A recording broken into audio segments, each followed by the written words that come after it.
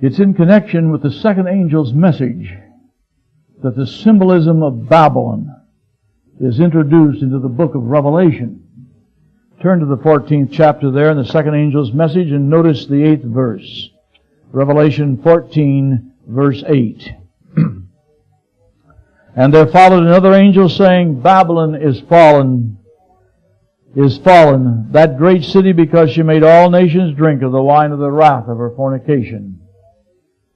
This symbolism of Babylon is enlarged to the next 4 chapters of the book, culminating in the reference found in the 18th chapter and the 11th verse, or the 21st verse.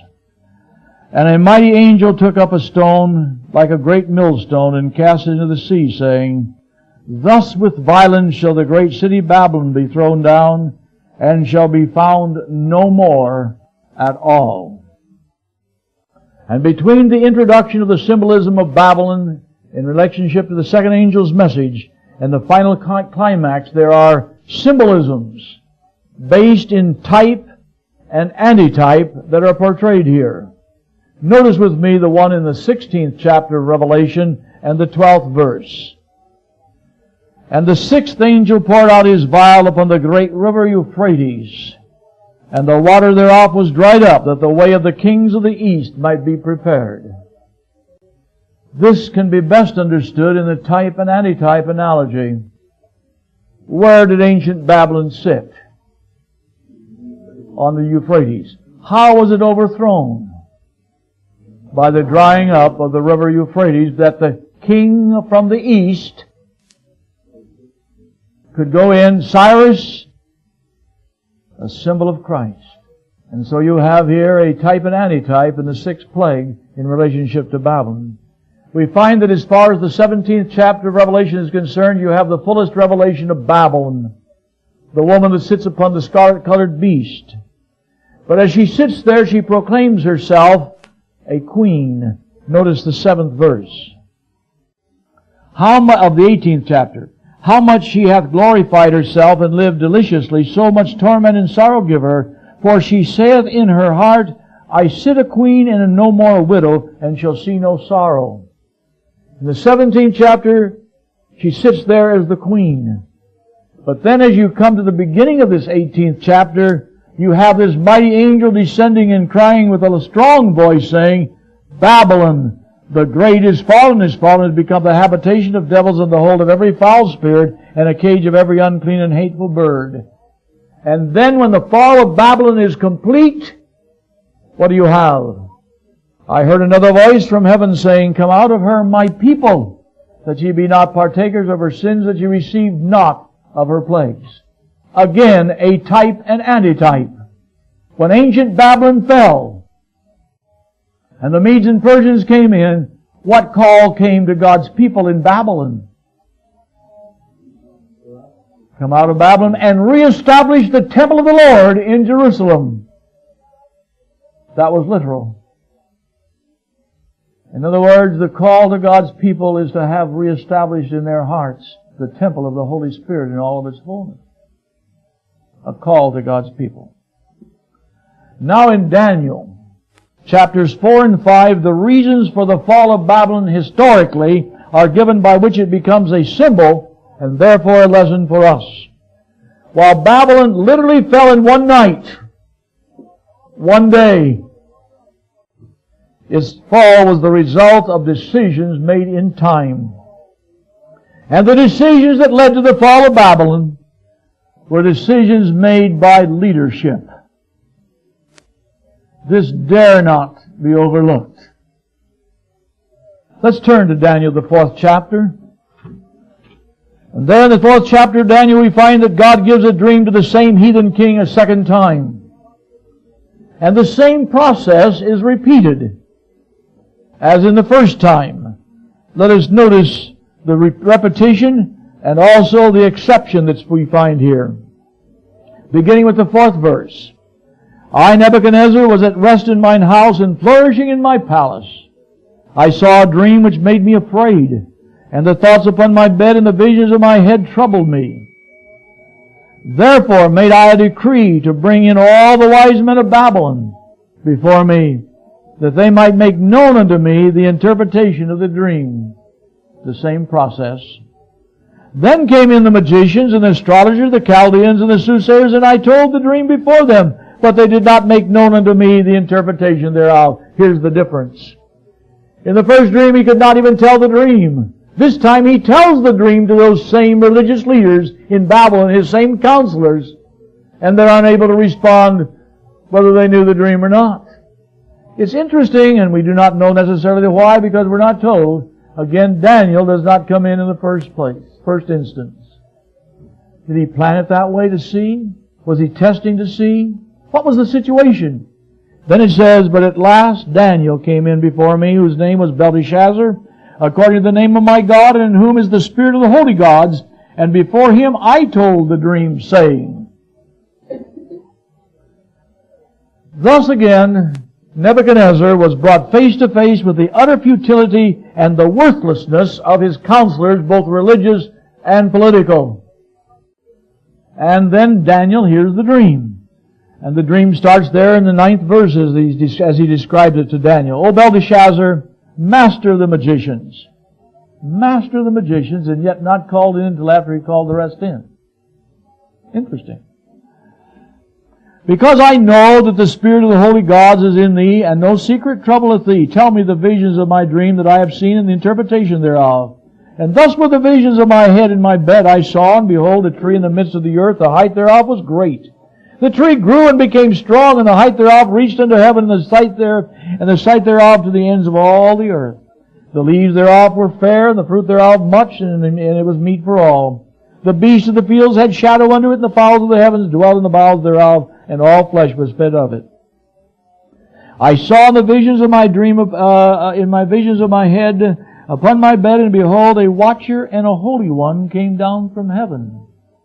He cried aloud and said thus, hew down the tree, cut off his branches, shake off these leaves, scatter his fruit, let the beasts get away from under it, and the fowls from his branches. Nevertheless, leave the stump of his roots in the earth, even with a band of iron and brass in the tender grass of the field, and let it be wet with the dew of heaven, and let his portion be with the beast in the grass of the earth. Let his heart be changed from man's, and let a beast's heart be given unto him, and let 7 times pass over him. And now note, this matter is by the decree of the watchers and the demand of the word of the holy ones, to the intent that the living may know how that the Most High ruleth in the kingdom of men, and giveth it to whomsoever he will, and setteth up over it the bases of men. This dream I, Nebuchadnezzar, have seen, and now, O thou Belteshazzar, declare the interpretation thereof to me. Within this dream, we find a revelation of how the government of heaven operates. Notice that the matter is by the decree of the watchers, and the demand by the word of the holy ones. And when the decree goes forth, it says very definitely there that one came down, one of the holy ones come down and make the pronouncement and tell about the decree that's to follow. By the watchers and the holy ones. God does not operate as an autocrat. He does not operate as a single dictatorial power in the universe. As in the 7th chapter, when we see there the judgment, the thousands and thousands minister unto him, the divine watchers and the holy ones come in and they counsel together. In fact, the decision to bring Nebuchadnezzar to his knees that he might find the God of heaven and be saved was all upon the demand of the holy ones. The angel said, thus and so, it can be done, in order that he might be humble, that he might know that the Most High ruleth in the children of men. I'm wondering sometimes what our guardian angels and those that watch us tell heaven is necessary in our experience for us to come off victorious. You see, the God of heaven listens to his messengers that he sends forth, those that minister to those who shall be heirs of salvation. He takes the counsel and then permits the decree to go forth. I'm wondering sometimes if it wouldn't be easier on heaven if we would be more submissive so that we wouldn't have to go through such tribulations in order to be corrected. But the whole picture here opens up a drama of how God operates. And He operates for our salvation, not for our destruction. Now, Daniel doesn't want to say anything. It says here, what does he do? He sits and thinks for a whole hour. He's a stone for 1 hour. His thoughts trouble him. And Nebuchadnezzar says to him, please go ahead and tell it. And Belteshazzar answered and said, my Lord, the dream be to them that hate thee, and the interpretation thereof to thine enemies. And he goes on to tell him that tree which you saw, that's you. And if there's not an altering the course, this is what's going to happen. 23rd verse, and whereas the king saw the watcher and holy one coming down from heaven, saying, hew the tree down and destroy it, yet leave the stump of the roots thereof in the earth, even with the band of iron and brass and the tender grass of the field, and let it be wet with the dew of heaven, and let his portion be with the beasts of the field, till 7 times pass over him. This is the interpretation, O king, and this is the decree of the Most High, which is come upon my lord the king. They shall drive thee from men, and thy dwelling shall be with the beasts of the field, till you learn that the Most High ruleth in the kingdom of men, and giveth it to whomsoever He will. Then we find something interesting. Daniel counsels the king. Not in matters of state, but in matters of his own individual experience. 27th verse. Wherefore, O king, let my counsel be acceptable unto thee. Break off thy sins by righteousness, and thine iniquities by showing mercy to the poor, if it may be a lengthening of thy tranquility. Now here's something that we need to consider. This book, sealed to the time of the end, would have a special meaning to those living in earth's last hour. Now tell me, to what church, and to what church alone in the book of Revelation of the 7 churches is any specific counsel given? Laodicea. Search the other 7 churches' messages and periods.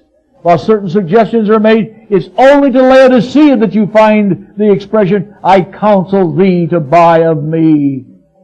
And now here is Daniel counseling Nebuchadnezzar. And so we need to have understanding from this that we might apply to our own experience. Wherefore, O king, let my counsel be acceptable unto thee. But, let's notice 1 year later, 29th verse. At the end of 12 months he walked in the palace of the kingdom of Babylon, Nebuchadnezzar. The king spake and said, is not this great Babylon that I have built for the house of my kingdom by the might of my power and for the honor of my majesty? The king spake and said, is this not great Babylon? And notice, while the word was yet in the king's mouth, there fell a voice from heaven saying, O King Nebuchadnezzar, to thee it is spoken, the kingdom is departed from thee. How fearful the acts of life are. While the word was still in his mouth, the sentence fell. He was driven from men into the fields where the dews of heaven were upon him. He ate meat, food with the oxen, eat grass as the oxen. His body was wet with the dews of heaven till his hairs were grown like eagle's feathers and his nails like bird's claws. At the end of the days, I, Nebuchadnezzar, 7 years later, lifted up mine eyes into heaven, and my understanding returned unto me, and I blessed the Most High, and I praised and honored Him that liveth forever and ever, whose dominion is an everlasting dominion, and His kingdom is from generation to generations. And all the inhabitants of the earth are reputed as nothing, and He doeth according to His will in the army of heaven, and among the inhabitants of the earth, and none can stay His hand and say unto Him, What doest thou? Now let us think for just a moment. Daniel was disturbed and didn't want to give the interpretation, but it finally came to pass. But what was involved here? What was he fearful about? Nebuchadnezzar out of the picture? What might happen to him? What might happen to his people? He was concerned. And then we have this experience as it records down here that Nebuchadnezzar finally confesses that the God of heaven is absolute in the armies of heaven. Even though he takes them into his council, they recognize him as the voice, as the final word. He doeth according to his will in the army of heaven among the inhabitants of earth, and none can say unto him, What doest thou? He said, there's no way to question God. But how many questions do we throw at God? We question His dealings in this, we question His dealings in that. We wonder why this, why that. None can say, What doest thou? At the same time His reason returned, and for the glory of His kingdom and His honor was all returned to Him. The trump had been bound. I was established in my kingdom, and excellent majesty was added unto me. And now I, Nebuchadnezzar, praise and extol and honor the King of heaven, all whose works are truth and His ways judgment, and those that walk in pride He is able to abase. But the years of His leadership had left their toll. The golden image had been erected. Defiance against the revealed purpose of God had been set before the people. His devotion to the material is expressed. Is not this great Babylon that I have built? And in the city of Babylon with the hanging gardens, one of the 7 wonders of the ancient world. The exaltation of self is not this great Babylon I have built. All of this is Babylon. And Babylon is revealed here, and what is revealed here about Babylon is over in the book of Revelation concerning spiritual Babylon. And we need to understand that. And then we come to the last night in Babylon. Daniel 5. And observe there what happens. Belshazzar the king made a great feast to 1,000 of his lords and drank wine before the 1,000. Now think. A feast when the city was under siege. Feasting when the armies of the Medes and Persians were outside the city having it surrounded. What's that saying? Any parallel? Then on top of it, he defied the God of heaven. Notice the verse 5. No, it's verse 3 to 4. Then they brought forth the golden vessels that were taken out of the temple of the house of God, which is at Jerusalem. And the king and his princes, his wives and his concubines drank in them. They drank wine and praised the gods of gold and of silver, of brass and of iron, and of wood and of stone. They took the very sacred vessels of the God of heaven and drank to their pleasure. Now notice how quickly and with what swiftness the finality strikes. In the same hour came forth the fingers of a man's hand and wrote over against the candlestick upon the plaster of the wall of the king's palace, and the king saw the part of the hand that wrote. Then the king's countenance was changed. His thoughts troubled him, so that the joints of his loins were loose, and his knees smote one against another. If there was ever a fear in the heart of a man, there was a fear in the heart of the drunken king, and he sobered up pretty quick. In the same hour. The final straw was not something big. It was an act committed in the routine of pleasure. But in that act, the unseen line was crossed, and the last night of Babylon had come. Compare this with the close of the probation of the Jewish nation. It was not Christ hanging on the cross. It was not the Son of God dying for mankind. What was it? The stoning of Stephen. Now, who was Stephen? Now, you see, with our hindsight, Stephen was the first Christian martyr, one of the 7 deacons to the Christian church, and we glorify the name of Stephen and the work that he did and his forthrightness. But let's go back there and put ourselves in the time in which Stephen lived and find out about it. Now when they came to deal with Christ, because they wanted to kill Him, with whom did they deal? the Roman government, the Roman nation, to with Pilate. They found it essential that they had to go through at least a form of law. But Stephen to them and to the Roman was so insignificant that they felt secure that they could take him out and stone him and get by with it. There wouldn't be a question asked. But in that single, simple act, insignificant, if you view it from where you, back there in that time, the Jewish nation crossed the unseen line. The 49 weeks, the 490 years, the 490 days were ended. That should be a lesson to us. It is not going to be some great thing that may cause us to step across the unseen line. How careful we should be with the little things and the little decisions in life. Let's see what led up to this thing. What led up to this act. It is true that a prior decision had been made. But what was that prior decision that led up to the final? There in the 5th chapter we find that Daniel gives Belshazzar a little talk, beginning with the 18th verse. O thou king, the Most High God gave Nebuchadnezzar thy father a kingdom and majesty and glory and honor. And for the majesty that he gave him, all people and nations and languages trembled and feared before him.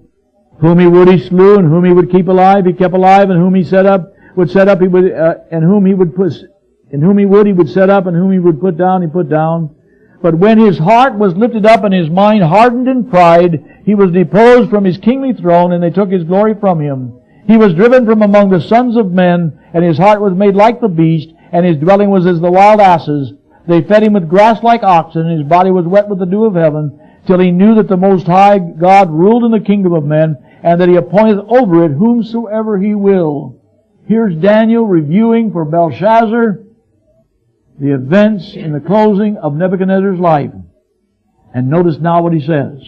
And thou his son, O Belshazzar, hast not humbled thine heart, though thou knewest all this, but hast lifted up thyself against the Lord of heaven, and they have brought the vessels of his house before thee, and thou and thy lords and thy wives and thy concubines have drunk wine in them, and thou hast praised the gods of silver, gold, brass, iron, wood, and stone, which see not, nor hear, nor know, and the God in whose hand thy breath is, and whose are all thy ways, thou hast not glorified. What is he saying? Belshazzar, you knew truth, and you did not follow in that truth. The rejection of truth leads to the crossing of the unseen line. So it was with the Jewish church nation, and so it will be with all churches and nations. A church and nation, or church or nation, need not be Babylon to repeat the history of Babylon. Let's not forget that fact. Its history, self and defiance of God, His will and purpose, can be in any experience, and the result will be a fall, a rejection, and comes as a result of the rejection of truth. Light knowledge that we have, and we turn aside, then we cross the unseen line, if we continue in that path. Now let's look at the message on the wall. The 24th verse. Then was the part of the hand sent from him, and this writing was written. And this is the writing that was written, Mene, Tekel, Upharsin. You know, Daniel didn't have any problems with reading it. Very clear to him. And he says further, this is the interpretation of it. God hath numbered thy kingdom and finished it. Tekel, thou art weighed in the balances and found wanting. Paris, thy kingdom is divided and given to the Medes and Persians. Here are the words, the idea that God hath numbered the kingdom and finished it. He went into the details, He numbered it. The accounting had been made, all was taken into account, it was finished. It was weighed in the balance of the sanctuary. Now we need to ask ourselves, what is the message of these chapters sealed to the time of the end? What's the message in here in the fall of Babylon? I want you to keep in mind that an organization does not have to join the Roman Catholic Church to follow in the track of Romanism. A church does not have to be Babylon to be weighed in the balances of the sanctuary. And don't forget that fact. In the 8th testimony, page 247, speaking of the Seventh-day Adventist Church, it says clearly that she will be weighed in the balance of the sanctuary, and it says plainly, by the light bestowed and the opportunities given will she be judged. The same as in the case of ancient Babylon. Opportunities given, light bestowed, will she be judged. The Bible record that we have here in the book of Daniel affirms that the decisions made by leadership bring the final judgment of God upon the whole. And this needs to be carefully put down and thought through. And I repeat it again. The book of Daniel shows in this 4th and 5th chapter that the decisions made by leadership bring the judgment upon the whole. And then this means in turn that the individual decisions must be made in harmony with God's judgment. Let me explain. As God looks at the direction that's carried, an organization is carried by leadership, and they're weighed in the balance of the sanctuary, and if found wanting, then God pronounces sentence. Now I as an individual must then relate to that. I must either concur in the decision that God has made in relationship to the organization, or I must defy the decision of God and not follow what God intends. I either agree or I defy. I either recognize it, acquiesce to it, and respond in an action. In the book of Daniel here, we find that Daniel as an individual served in two roles. He was a restraining influence as long as it was possible to restrain. What did he do in the 4th chapter? When Nebuchadnezzar had a dream, he went in and interpreted it. He told the king, it would be good if it could be to somebody else. I counsel thee.